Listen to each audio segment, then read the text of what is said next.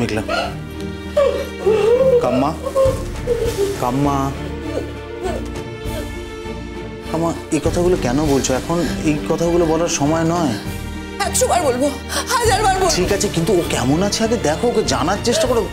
আমি ওর মা, আমি ওর মা। আমার কোনো দাম নেই ওর কাছে। আমাদের সবার কোনো দাম নেই, শুধু একজনের দাম আছে।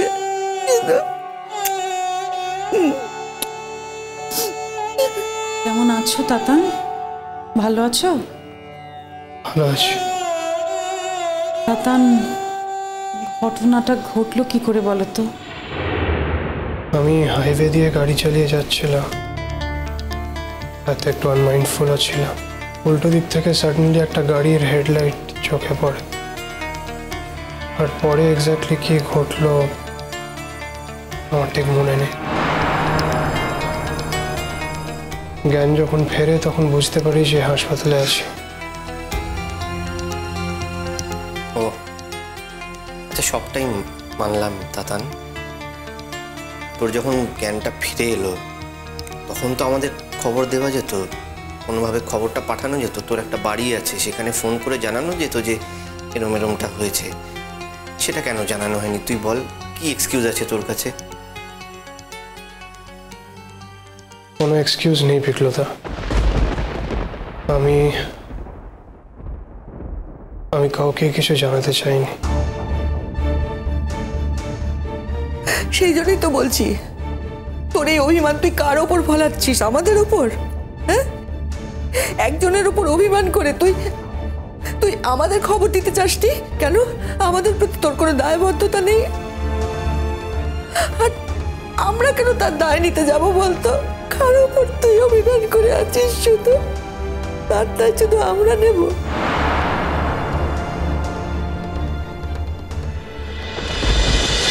চেহারাটার কি অবস্থা করেছে অনুরাগ? এখন তোমার যত্ন আর অনেক বিশ্রামের প্রয়োজন। আচ্ছা আচ্ছা, যার উপরে অভিমান করে তুমি এই ডিসিশন নিয়েছো, আমাদের সকলকে একটা খবর পর্যন্ত দাওনি, সে তো এখন তোমার কাছেই রয়েছে। আমরা কেউ আর মেঘলাকে কোথাও যেতে দেব না। এবার অন্তত নিজের একটু যত্ন নাও। মা, মেঘলা আমাকে ওর বাড়িতে নিয়ে যেতে চায়। অনুরাগ, আমার কথাটা তোমাকে বলতে হবে না, আমার কথাটা আমি বলতে পারবো। তার মানে ওর বাড়িতে যাবি মানে? মা, আমি ডাক্তারবাবুর সাথে কথা বলে বন্ড দিয়ে ওকে ছাড়িয়ে আমার বাড়িতে নিয়ে যাচ্ছি।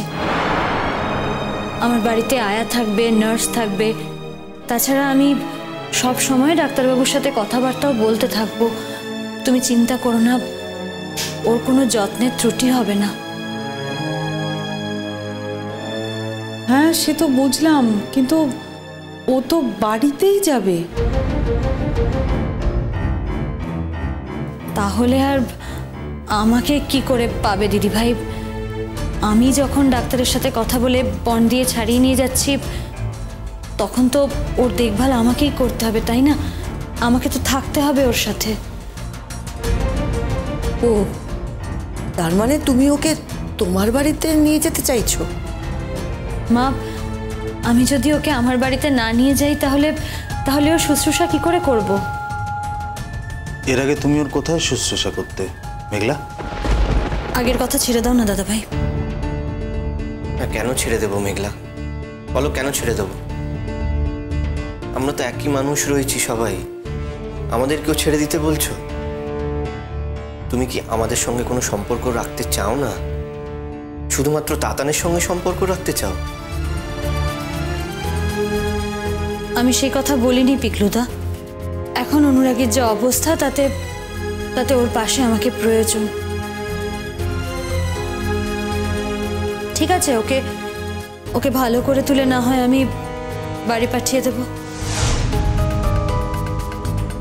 আমাকে নিয়ে কাউকে এত ভাবতে হবে না। আমার সুস্থ হয়ে ওঠা নিয়ে কাউকে টেনশনও করতে হবে না। আমার যেমন থাকার আমি ঠিক তেমনই থাকব। কিন্তু অনুরাগ, একটু আগে তোমার সাথে আমার অন্যরকম কথা হয়েছিল। কত কথাই তো হয় মেঘলা, আমাকেও তো কত লোকে কত কথা দিয়েছে। সব কথা কি রাখা যায়? আমাকে দেওয়া সব কথা কি সবাই রাখতে পেরেছে? আমি বুঝতে পারছি না, মানে আমি আমি সিরিয়াসলি বুঝতে পারছি না যে সমস্যাটা কোথায়। আমি এটা জানি যে তুই তুই সত্যি সত্যি সেবা করে ভাইকে সুস্থ করে তুলতে পারবি, কিন্তু সেটা তোর বাড়িতে কেন? সেটা আমাদের বাড়িতে হলে কিসের অসুবিধে? না মানে তুই কি ঠিক করেছিস? তুই আর ও বাড়িতে ফিরবি না? দিদিভাই, দিদিভাই, আমার তো একটা নিজের বাড়ি আছে, আমার একটা সেট আপ আছে সেখানে। এতগুলো বছর আমি সেখানে থেকেছি। আর সব থেকে বড় কথা, ওই বাড়িতে রোদ্দুর আছে। রোদ্দুর জন্ম থেকে ওই বাড়িটাকেই নিজের বাড়ি বলে চেনে। ওর বাড়ি থেকে ওকে আমি কি করে উৎখাত করি বলো? ও ও রোদ্দুর ও বাড়িটা চেনে বলে ওর নিজের বাড়ি চিনবে না? ওর যে একটা নিজের বাড়ি আছে সেই কথাটা তো এখনো জানে না মা। ও জানে না কারণ তুমি ওকে জানাওনি বলে। তুমি যদি ওকে জানাতে তাহলে ও ঠিক জানতো।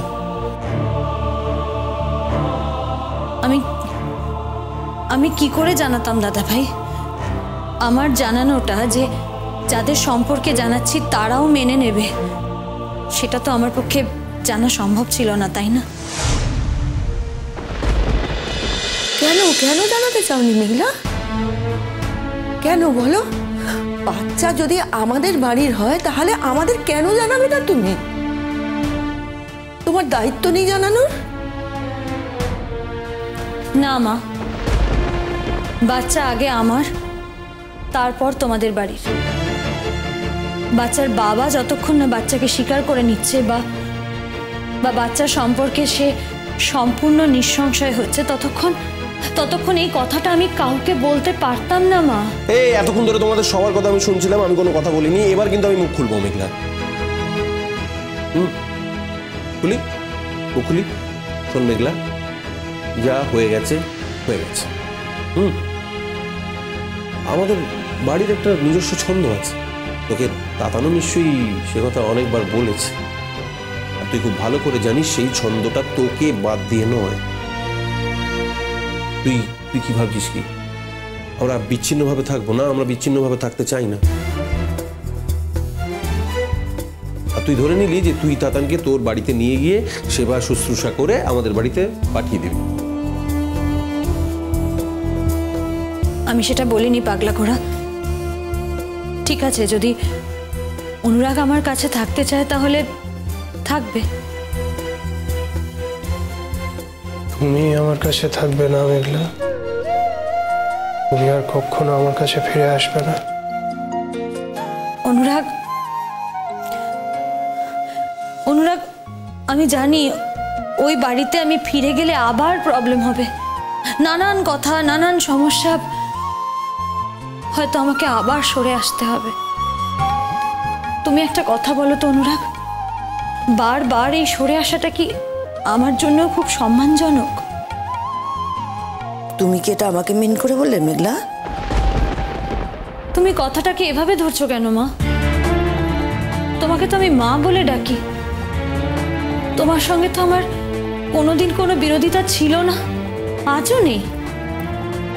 হ্যাঁ, তুমি হয়তো মাঝে মাঝে আমাকে ভুল বুঝেছো কখনো, আমি কিন্তু তোমাকে একদিনের জন্য ভুল বুঝিনি মা।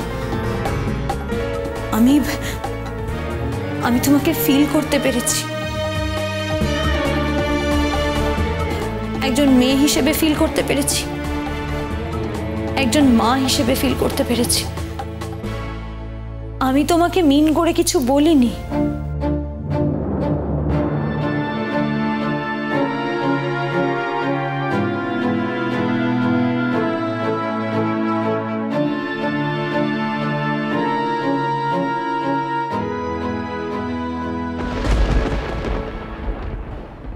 আচ্ছা আচ্ছা, ঠিক আছে ঠিক আছে, মানে হবে সেসব পরে হবে কোন।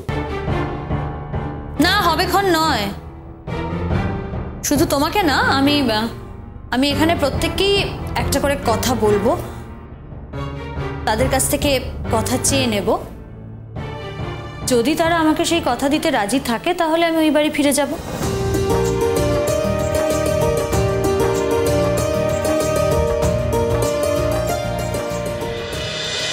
पीछे